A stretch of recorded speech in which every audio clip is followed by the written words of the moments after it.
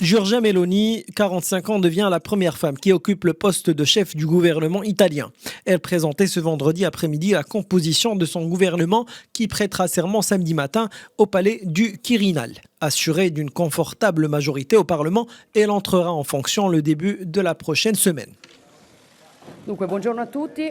La délégation composta dai capigruppo e dai presidenti. La délégation, composée des chefs de parti et des présidents de toutes les forces politiques de la coalition du centre droit, s'est mise d'accord avec le président Mattarella sur la nécessité de doter cette nation d'un nouveau gouvernement le plus rapidement possible, car les urgences auxquelles nous sommes confrontés sont très nombreuses, tant au niveau national qu'international.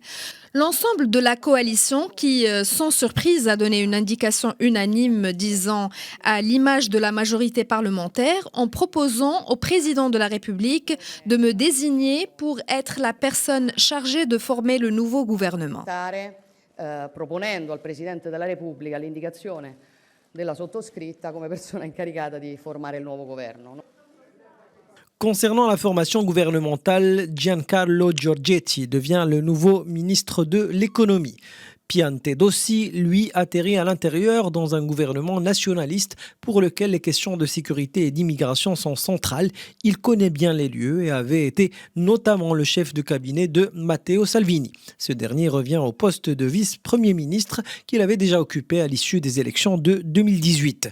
L'ancien président du Parlement européen, Antonio Tajani, lui, hérite des affaires étrangères pour garantir l'ancrage de l'Italie dans le camp européen et atlantique en plein conflit russo-ukrainien.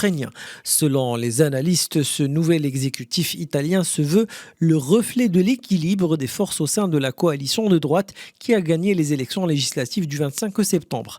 Giorgia Meloni devra maintenant prouver qu'elle est aussi capable d'administrer un pays couvert de dettes et confronté à la hausse des prix et à la guerre en Ukraine. Questo è il tempo in cui, se si vuole